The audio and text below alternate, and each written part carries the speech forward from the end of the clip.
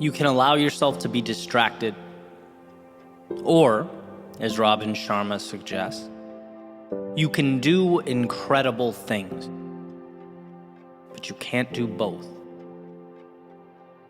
You can stay where the safety and security is, or you can risk what you have in pursuit of your dreams, but you can't do both. You can remain the character depicted in yesterday's story, or you can take those lessons, experiences, and craft a new story. But you cannot do both. Life is a game of trade-offs, where any decision to go in one direction is a simultaneous decision to not go in another.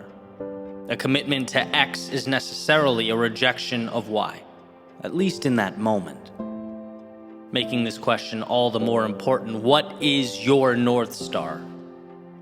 I ask because everything you do is bringing you closer to or holding you back from capturing it. One of my lifelines over the years has been clinging to the quote or idea that simplicity is the ultimate sophistication, right? Consistently trying to arrive there. Why? Because when things get complex in my life, I don't know what I'm choosing. Clutter means I've lost sight of what's necessary versus what's trivial. I become unclear on those critical trade-offs I'm making. And we've all experienced this, right? The simplest questions are always the hardest to arrive at. We can talk in circles about the details, but how often are we honest with ourselves about the why? I remember job interviews in college going on and on about the books I'd read, the papers I'd written, current events, but then falling flat on my face when asked, so who's Eddie Pinero? A dude doing an interview? Like, what do you want from me? My brain had never gone there.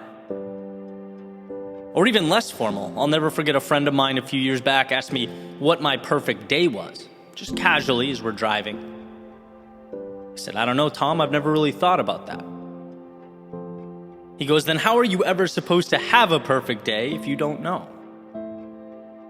And how simple. Simple and simultaneously incredible. Who wants a life without perfect days, right? Like what is all this for?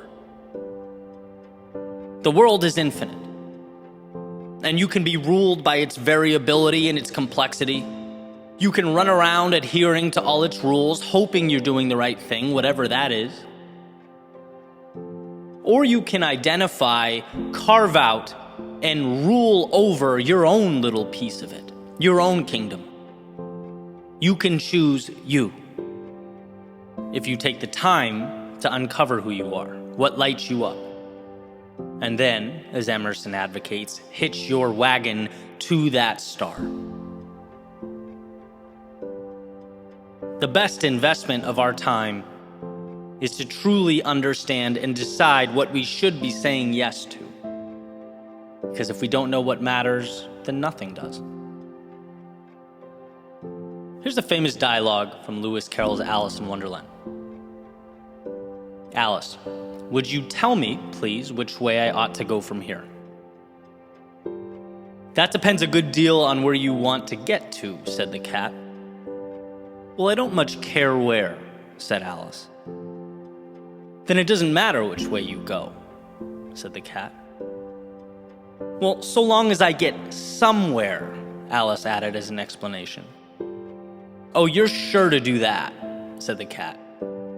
If only you walk long enough. Beautiful passage. If you don't care where you go, any road will take you there. And see, it's not wrong to not know. It doesn't make you bad or mean life is a waste of time. It just means you're taking a large portion of control, which is one of your superpowers, and tossing it up into the ether. It means you are bowing to hope. And I know that no one here wants to live every day merely clinging to hope. This is not a "we'll see how it goes" channel or podcast, right? This is about the little changes that take life from a 6 out of 10 to a 9 or a 10 out of 10. It's about using what's around us to maximize the miracle we are living and breathing every day.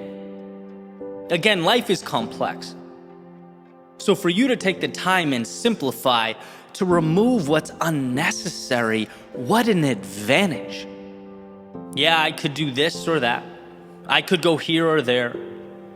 But guess what? I've spent the time thinking, asking myself the tough questions, and now I can be more deliberate in choosing my path so that I arrive at a correct destination, a destination that belongs to me, that means something to me, that lights me up and excites me. That's living. And of course, this isn't a one-time light bulb moment, a permanent move. No, as we grow, we change. What we want shifts. Hey, sometimes the current path even reveals itself to be the wrong path. It's happened to me plenty. But when you're consistently in tune with what matters to you, who you are, you can make the adjustments. You can be deliberate. No more shooting targets in the dark because life is too short. Our days numbered, our arrows finite. Live life like each day means something.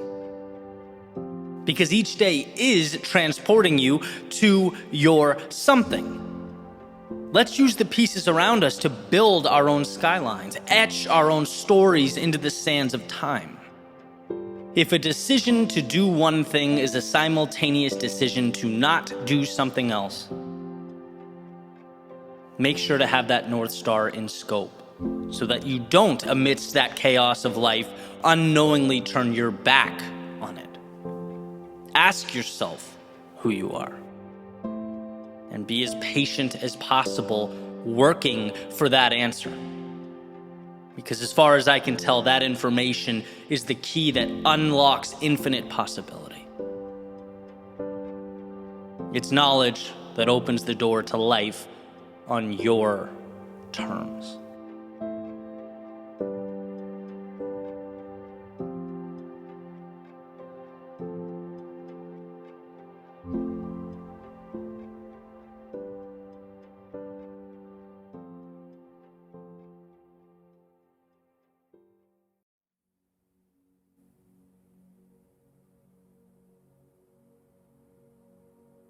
There's an old quote that states 80% of life is showing up.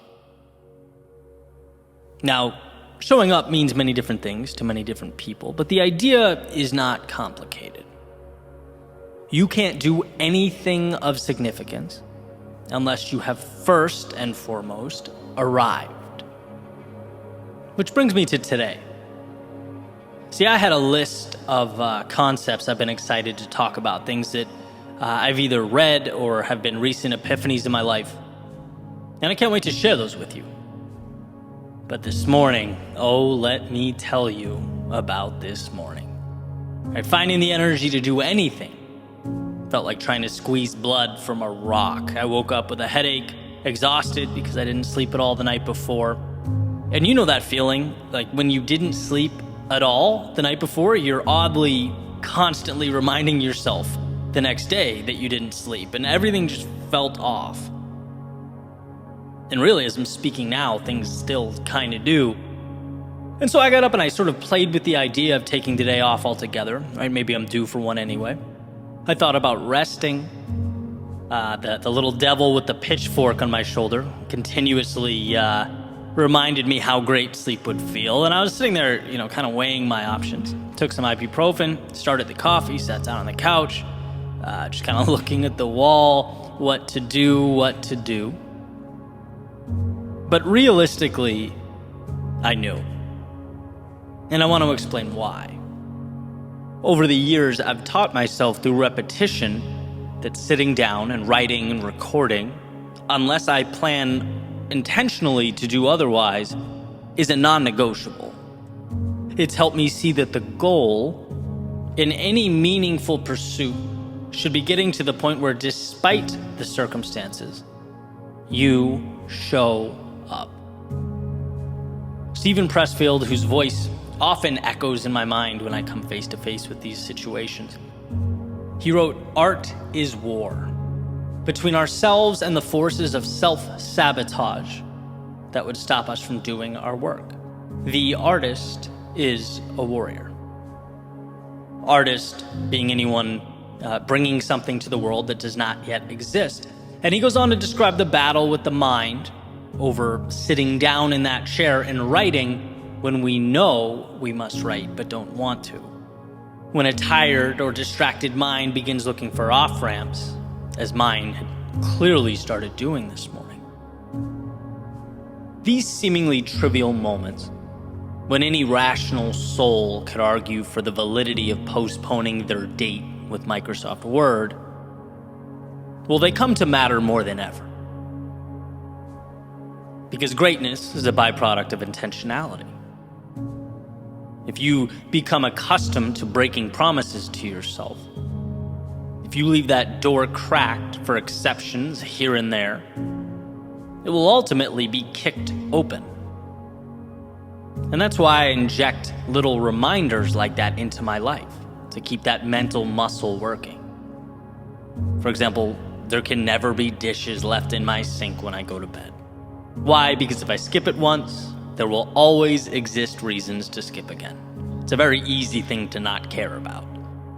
Because here is the reality. Progress is a lifestyle. Growth is a lifestyle. At least if we're talking about any meaningful type of evolution. I just finished reading It Takes What It Takes by Trevor Moawad. One of those 3 to 5 hour listens on Audible, depending on how fast it's playing. It really packs a punch.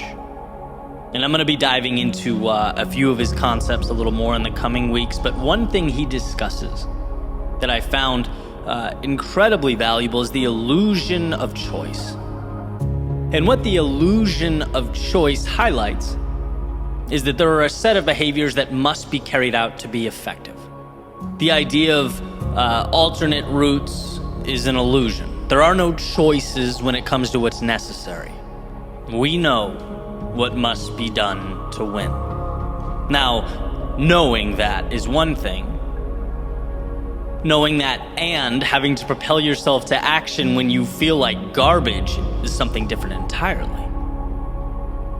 But that's why it's so valuable to get to that place where you can take the emotion out, remove the internal deliberation, and automate the things you know are going to help push you to be that better version of yourself. In other words, you show up for you, period, and that is a non-negotiable. That's the level we all need to get to. And I'm thinking about this, drawing parallels to a lot of different aspects of my day, right? The interval training I have this afternoon. When you're exhausted, 40 minutes in, and are switching from squats to mountain climbers or whatever it is, right? Instructor makes the announcement. I don't think about anything. I don't give myself a chance to try and rationalize any weakness. I know, if this is important to me, keep that door shut. No thinking, just doing next. Simply doing what you always do, what you've signed up for, cannot be self-perceived as some monumental sacrifice. No, it's just what you do. It's neutral. Sometimes you feel like it, sometimes you don't. But you do what you do. And that puts you on track to accomplish some incredible things. And so remembering this ultimately pushed me through that studio door this morning and placed me down right in front of my mic. Sure, I had to adjust some things. Definitely picked some, mellower music. There's going to be no crescendos today or my head will explode. But this is not torture. In fact, I'm really happy with the way the episode's turning out. I would have missed out on something that I think is going to be pretty valuable in a variety of ways. But what I'm telling myself is that this is not a victory. It's certainly not defeat. It's just what I do. And so the question worth asking yourself when facing the adversity life presents, in whatever arena you are in, is, are you willing to show up for you? Can you turn that internal deliberation switch off when it comes to the necessities before you? Minimize that rationalizing that I battled with this morning. We don't need or want that. There should be no thinking, no cracked doors, no metaphorical dishes in the sink. If you decide something is important and you sign that dotted line, when it's time to execute, you act. And then you move directly onto the next. The goal is to not even negotiate with weakness. Now, that's not to say Pressfield's aforementioned war of art won't rage on as you journey to the new horizons you've set out for. But just like anything, it's an understanding that will help you focus, will help you say no to the distractions and the minutia, and continue writing your story, constructing your reality line by line and piece by piece.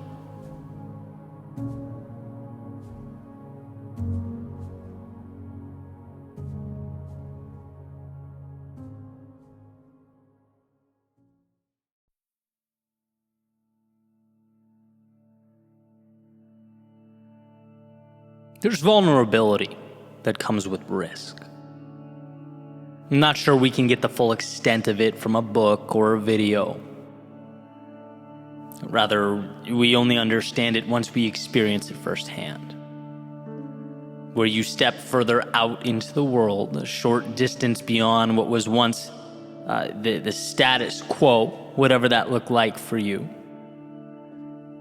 And suddenly you become susceptible to criticism and rejection. You feel things you've never felt, see things you've never seen. Sometimes it feels like you're taking off your armor and marching directly into battle. And it makes sense in the beginning. But there is always a point during the heart of the storm where we look around and ask why. It's like a hangover, right? Where there's this internal tension, frustration, knowing that the whole thing was self-induced. You could be comfortable right now. Comfort was always an option, but you chose differently. And as you push through, something becomes evident. It takes time, but all things of value do. You realize that life is now offering you things previously unavailable. As though your ticket now permits you to relocate from the bleachers to courtside. The lock has come off the door. And immediately, you see why there was a cost associated with leveling up. After all, what is value if not scarce? If this were easy, what would it mean? If it were always accessible, where would the significance exist? If everyone could snap their fingers and arrive here, what would be special about it? What's remarkable is that it is reserved for the few willing to make the trip. And oh, the things we learn about ourselves along the way. In the book Unbroken, Hillenbrand tells the story of Louis Zamperini, a runner who went to fight in the Second World War. His plane is shot down.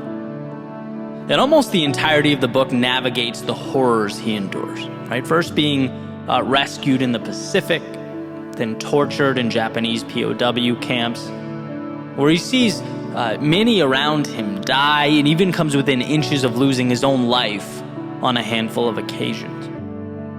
And when he's finally rescued at the end of the war, and I'll never forget this, he's asked about what he went through, and he says he'd rather die than go through it all again. And I'll tell you why that's so meaningful to me. Because it shows you what human beings can endure when we take things one day at a time, an almost unfathomable amount of pain and suffering and sacrifice. We are so strong and so powerful when we, as Louis did, take the battle day by day. And sure, looking at the horizon, it's an ocean to traverse. But broken down, merely droplets of water. Certainly manageable. Now, of course, we are not POWs, and I'm certainly not equating our adversity to his. But the reality is we are, in our own context, in our own ways, fighting our own battles. We're all navigating personal obstacles.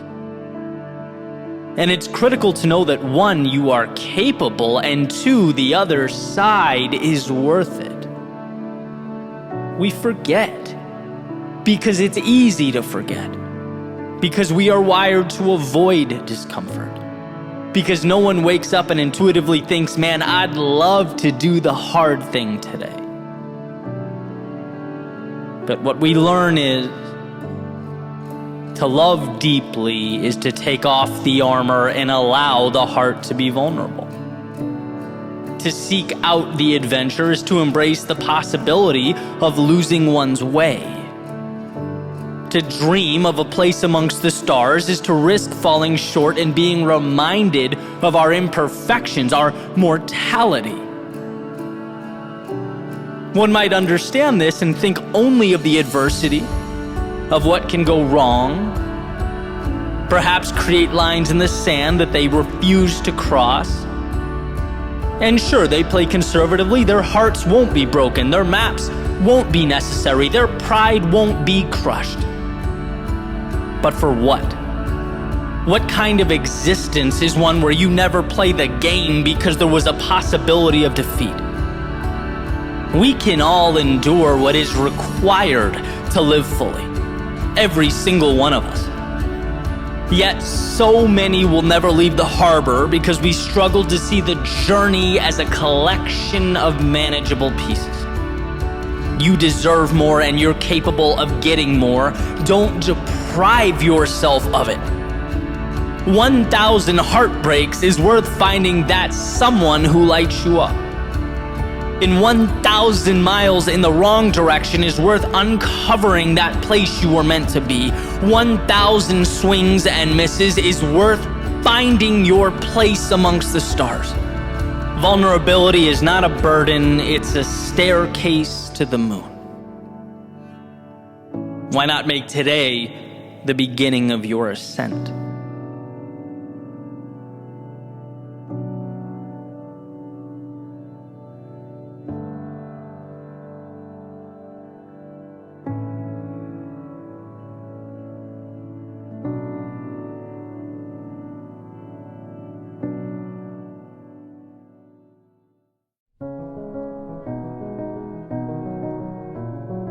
Remove the lifelines.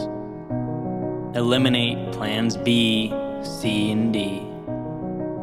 Let the curtains close and the lights dim. See, the beginning of something new requires the ending of something current. So make life propel you into chapter 2. Let the door slam and lock behind you, throw away the key. With the boats burned and turning back off the table, we have to make it work. We have to figure it out. Well, how, we might ask, with only these pieces, with only this circumstance, with only these resources? Well, it's funny how when walking away is no longer a possibility, so many other possibilities are born. When we're stuck between the wall and our demons, we roll up our sleeves and do that which we have been, let's face it, running from. We fight. We become proactive. We take initiative. It was always there. We just never had to. So if you can't do it on your own, make life make you. Because the bottom line is there are new horizons that await your arrival. They are always there, but they require you to make the trip, to look out over the vastness of what's before you and convince yourself that what's ahead can become your new normal.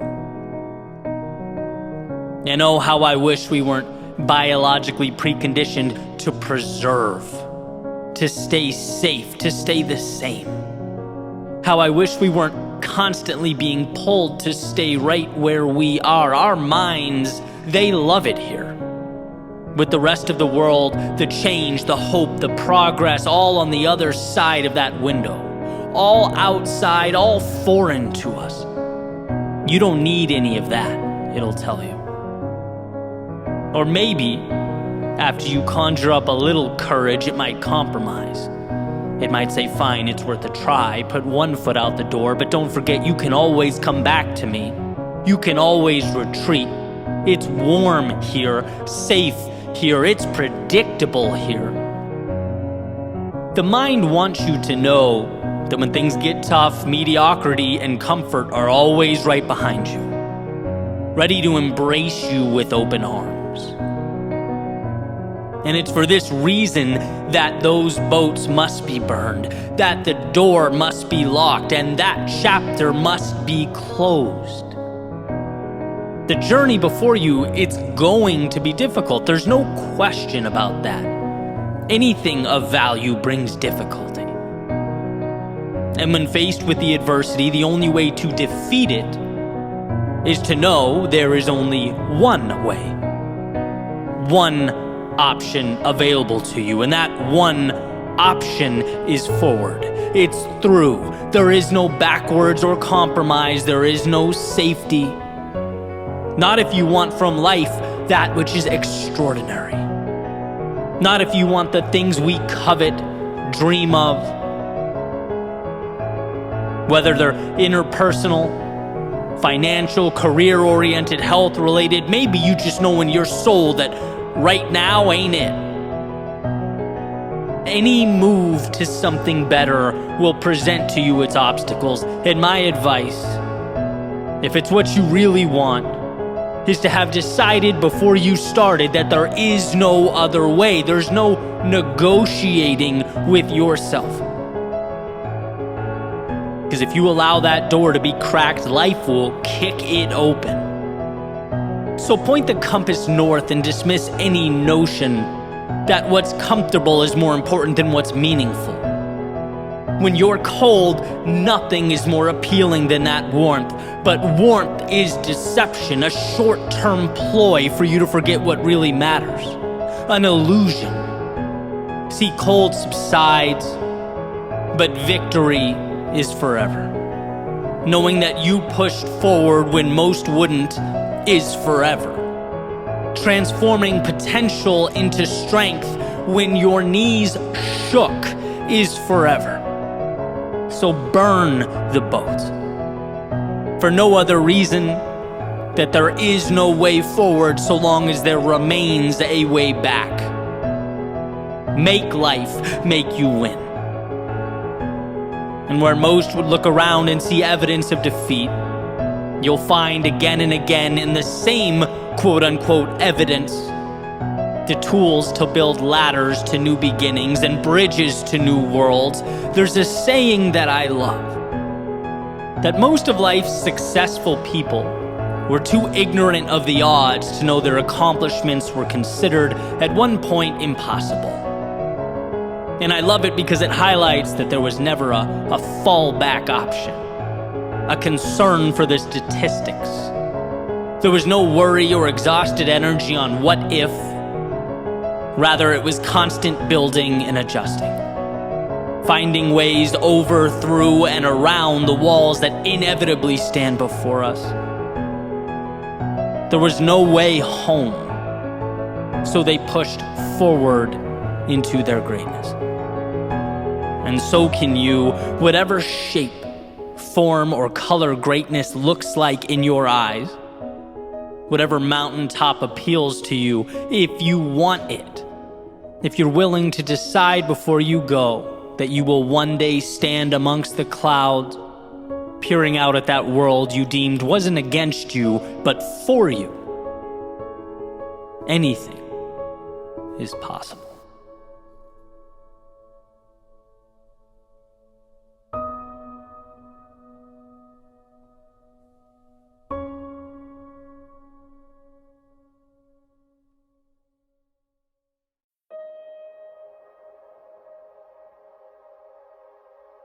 If someone were to tell you life is easy, they'd be incorrect. If they were to tell you there's a specified path to contentment, they'd be misinformed.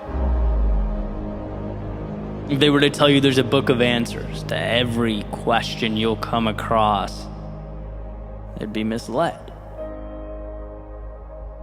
The point is not that life is easy, predictable, or defined. The point is that despite the fact that it's none of those things, you're capable of making something from it. That from a seemingly endless barrage of unknowns exist the pieces to build something truly extraordinary. I came across a quote a few years ago from Abraham Maslow and a concept that was in Ernest Becker's book, The Denial of Death. And the idea is we are simultaneously gods and worms. And every once in a while you come across an idea that changes the way you see things. That's definitely one of them, right? A duality that is perpetually under tension. Gods and worms. We're animals. We're flesh and bone, eroding by the day. We're given a temporary stay on a giant rock rotating around the sun, while simultaneously equipped with the power to not only be aware of that finitude, but to transcend it, to dream, to see things that are not yet there. Our minds are miraculous. We are both gods and worms. So what do we do about this? How about use the fact that we're going to die, the fact that in many ways we don't have control, the fact that life is messy and unpredictable and often a maze of complete chaos, to, rather than shrink because of it, take off the guardrails and reach for the heavens.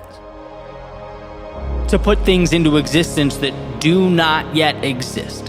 Why not go all in?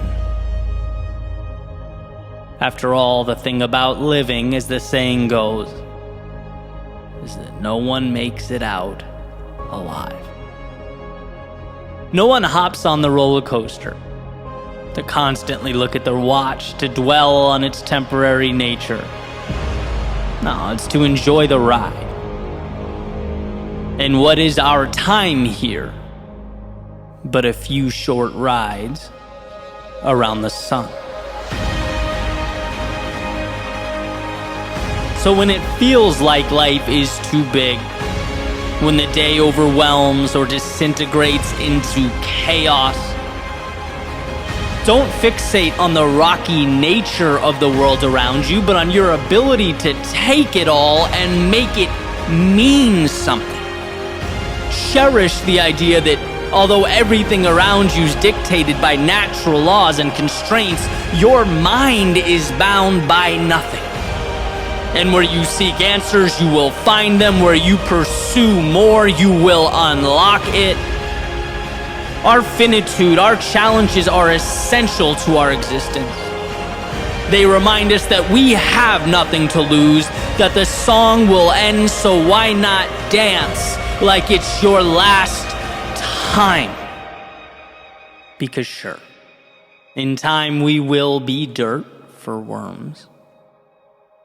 But that's exactly why, as long as we're here, we'll live to, in our own unique way, bridge the gap between the ground we walk on and the heavens above.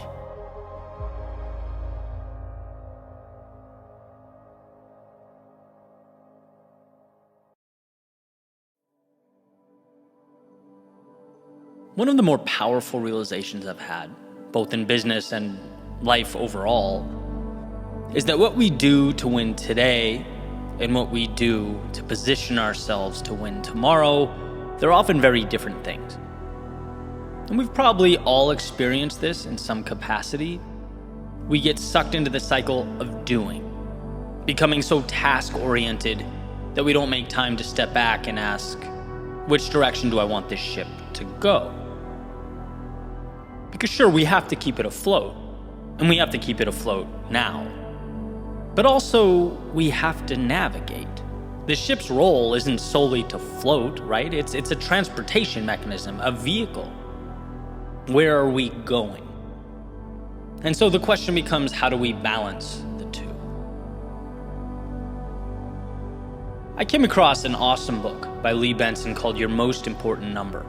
And I'm about halfway through, but already finding a ton of value that I'll be sharing in the future, primarily around positioning your business for success. And one of the first things the book discusses is the difference between what Lee calls eating and dreaming. Eating being the things we need to do now, to take care of matters that are essential for today, the things that need to get done. So using the same metaphor, actions to keep that boat afloat. And then there's the dreaming, which is essentially doing things now that help position the organization for success in the future, down the road.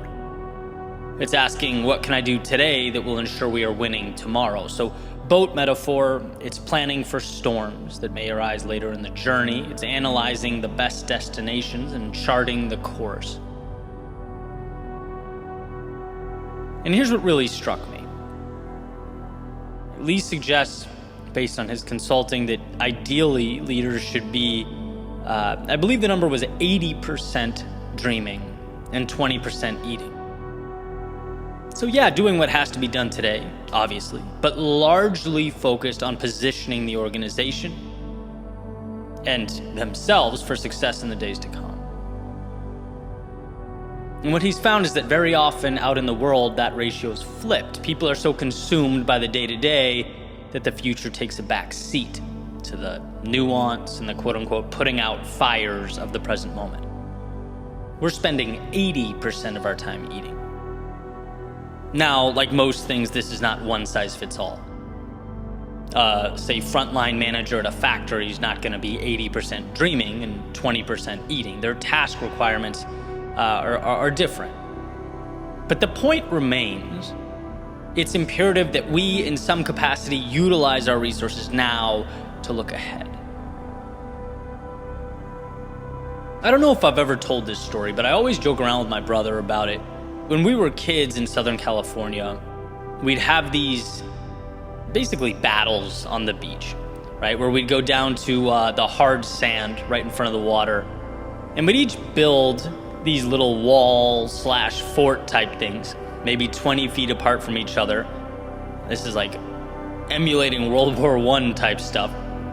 And then we'd make cannonballs out of sand and just throw the sand at each other, right? So in a way, this is a perfect metaphor because we would always be juggling, on one hand, building the fort that would protect us from the other person, so dreaming. And then on the other hand, I mean, those things hurt, right? We'd have to, in real time, be dodging incoming sand simultaneously to building that wall, right? So, the eating. And he's a bit younger than me, so admittedly, this wasn't really fair. But regardless, he would get so consumed with throwing sand that his wall would be really cheaply made. At the beginning, I'd be trying to make this really solid base foundation, and he would just be pelting me with this stuff, and it was brutal. But as time went on, I'd build that wall higher and higher. Eventually, it would be lights out for him. He'd have nothing to hide behind. The young buck was doing, let's say, way less than 80% dreaming. And so I'm no longer building castles in the sand. But as Thoreau said, Now I'm looking to build them in the air, seeking to bring things into life that are merely ideas and concepts in my head. And naturally, this prompted me to ask, well, what's my ratio now? Because it sure feels like I'm doing a lot of eating. It sure feels like I spend a lot of time every day, dodging Mikey P's incoming sand cannonballs, right? Things are going to be different tomorrow than they are today. And to truly win, we need to be asking ourselves, how do we build that bridge from the present to the future? How do we lay out stepping stones that will allow an evolution in what we're doing? And I'm thinking, if my day's 95% consumed with eating type tasks, then I need to figure things out here, right? Is it automate? Is it eliminate? Is it delegate? It's something, because the ship needs to be more effectively captained. And I love these epiphanies. Just a change in mindset that can completely redirect one's entire trajectory. And it's funny, I was having a conversation earlier today with a friend about scaling and impact and growth. Another person I love to throw ideas back and forth to. And he asked me, well, Eddie, what are some of the ways your world within could make money? And I was like, oh, it's easy, right? And so I laid it all out in great detail, the ins and outs. And he says, that's awesome. But that's not the question I asked you. You answered a different question. You answered, how is the business making money now? I asked, how can it make money in the future?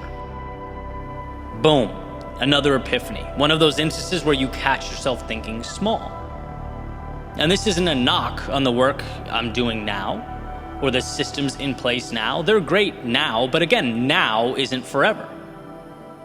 If you have plans to add more value and create more impact, build more things, that has to be baked into your time and resource allocation. We all have to eat because we don't want to starve, but we also have to dream. Because if we're unable to look ahead, we simply will not be equipped to handle the turbulence of tomorrow, right? There's a duality to this game. And I think the ratio with which we're juggling the two deserves consistent attention and examination. Now, yeah, life is seasonal. There are times where keeping that ship afloat takes everything we have. But it's understanding that that is a season and not the way things are.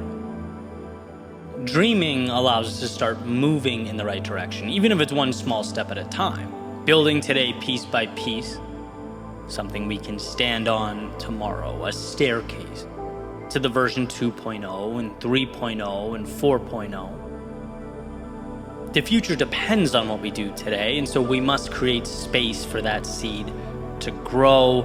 We must chart the course and captain the ship to the next horizon.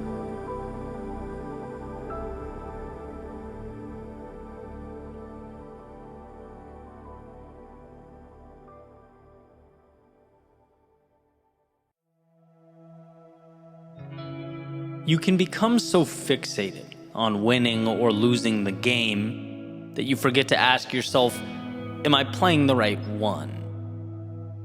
Is this my game? Am I setting myself up to win in an arena of significance to me? Because look, there are infinite games out there. And sometimes we find ourselves caught up in a race we have no business running.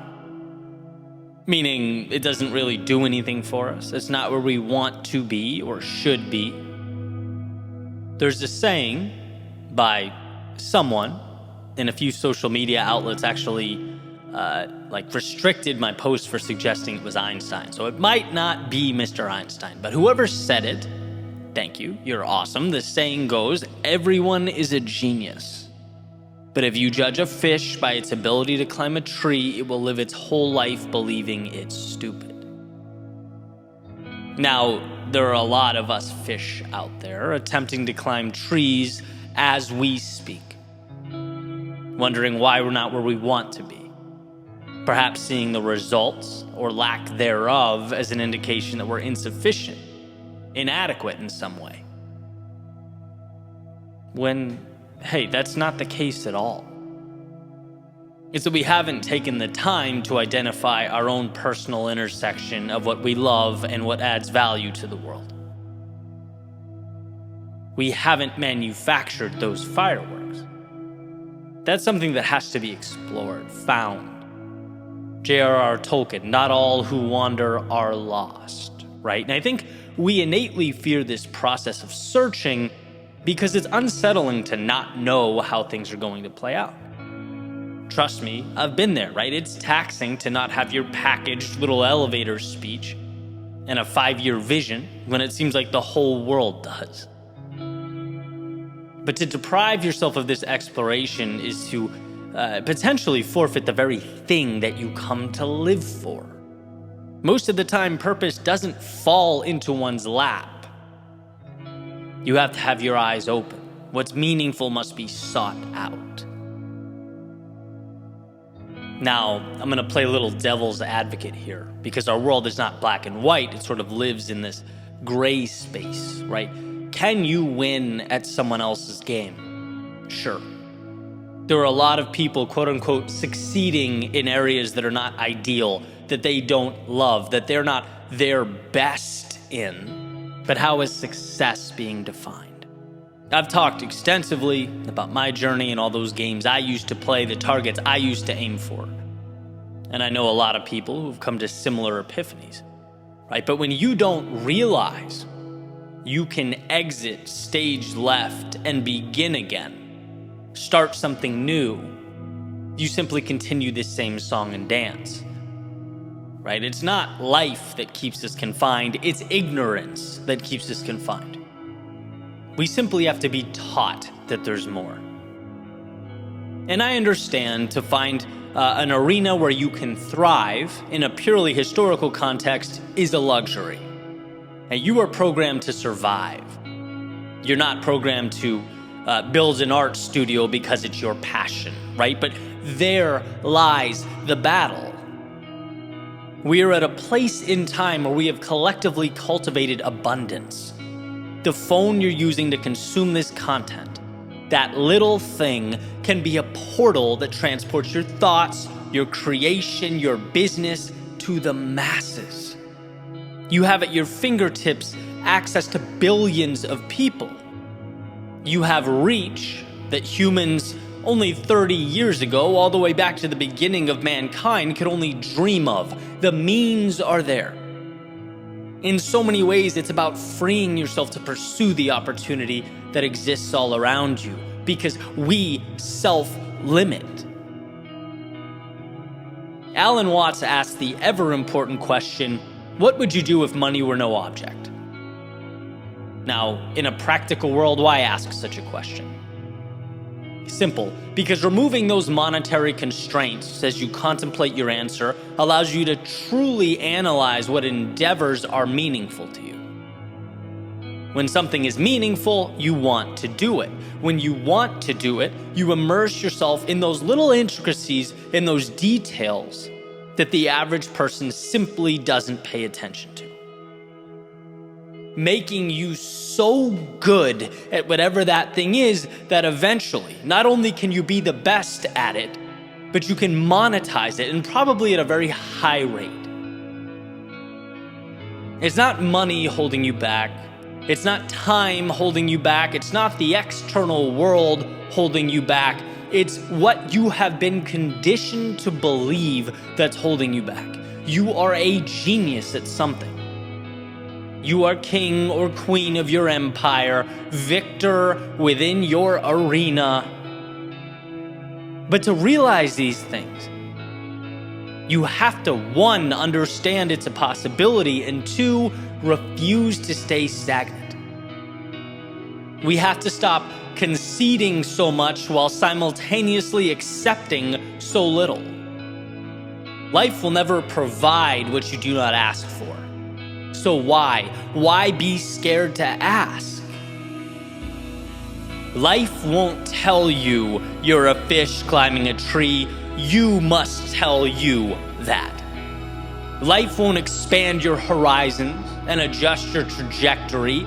You must initiate that change. To find your genius, you must be willing to leave what's insufficient. To capture what's meaningful, you must be willing to leave what is meaningless. Let's agree to alter the question, do I have genius level talent? Because you do. And you live in a society that also rewards those who realize it. The question we need to be willing to ask is, are you willing to walk on shaky ground?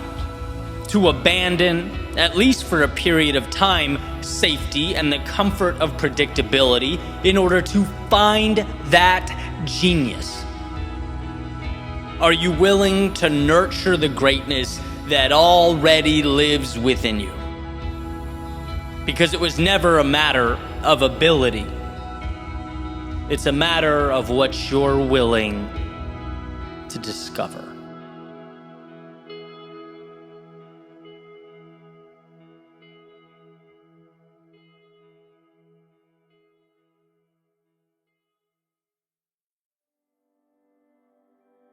I recently heard someone say, it's not about doing your best, it's about doing what's required. Are they different? Very. Here's my take. Doing your best has an emotional component attached to it. It's subjective. What exactly is your best? Well, it's a story that you tell yourself.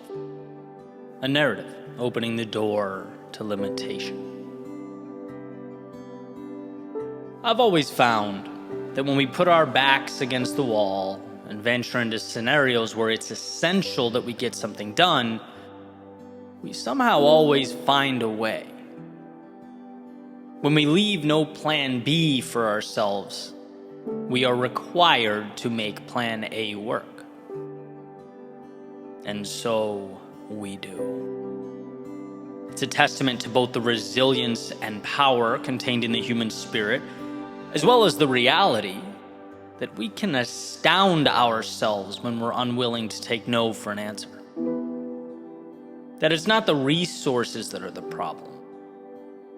It's usually our unwillingness to move forward into the dark, our hesitance to try, explore, test, build, and rebuild. Actions that are surprisingly unrelated to one's best and have everything to do with accepting nothing less than an identified outcome. One of the reasons I fell in love with the sport of running is because it reinforced this notion in my life. It became the template with which I could repeatedly amaze myself. I talk a lot about earning confidence, and oh, how I earned it.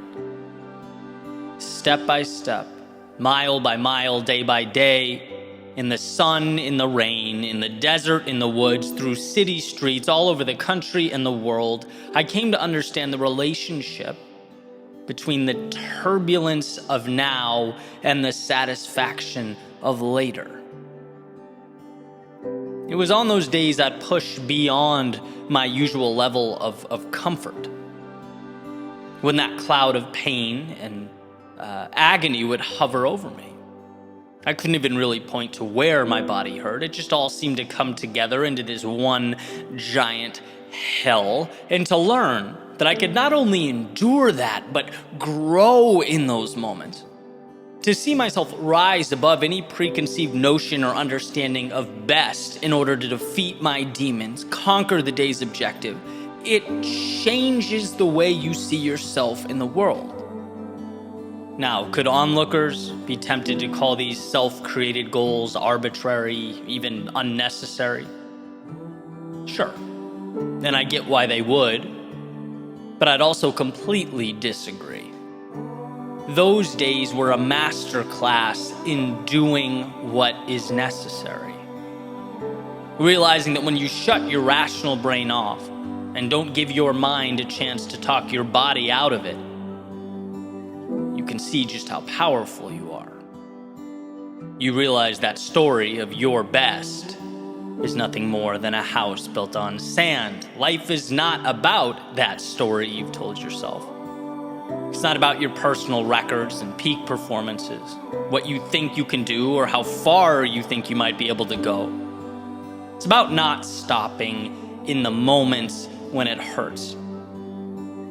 Doing what is required, a decision that compounds over time to create what was once impossible.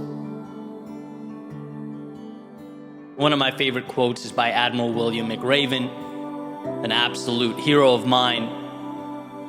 And funny enough, he says, if you want to change the world, you must be your very best in your darkest moments. And what a beautiful idea, to rise when life presents its periods of turbulence. And sure, it may be a matter of semantics, but in those moments of darkness, I think of your best, not in the traditional sense, not as a personal metric, but as a willingness to do what must be done, a removal of the spotlight from you altogether and instead pointed directly at the road ahead, at the task at hand. When you choose to make the journey not about what you can and cannot do, but instead make it about what must be done, the universe, as Paulo Coelho has so elegantly stated, conspires to make it happen. I think back to my journey, and at so many periods, my best wasn't good enough. I was so lost and so overwhelmed that the only thing I could do was not stop moving. That was my superpower, simply trudge through the fear of things falling apart, the nagging pride and hurting ego. And what I learned was that life is no different than all those miles I'd put in running. How I felt, or what my previous capabilities were, what I deemed my best to be, it was all noise, it was all irrelevant. What was required was that I move forward through the chaos and to something better, and so I did. And in your world, so can you. The stories we tell ourselves are so powerful, and in many ways valuable in our journey through life. But there's one narrative that eliminates the necessity of so many others. You can get to the top of whatever mountain you are seeking to climb so long as you do not stop. So long as you let go of the limitations tied to your quote-unquote best and instead do what is required to get there. You'll see how adaptable and transformative that best really is, how it's a lagging indicator. It will take time, but you're capable of being patient. And it will have its moments of chaos, but you are capable of weathering those storms. It will present obstacles that leave you unclear, uncertain, sometimes unprepared, but you're capable of picking your head up and moving through that haze. What you know of yourself now is a fraction of a fraction of a fraction of what you're capable of doing. And how far that goes will be determined not by putting a stake in the ground and calling it your personal best, but as Emerson has said, by hitching your wagon to a star and pulling yourself towards its light, a little bit at a time.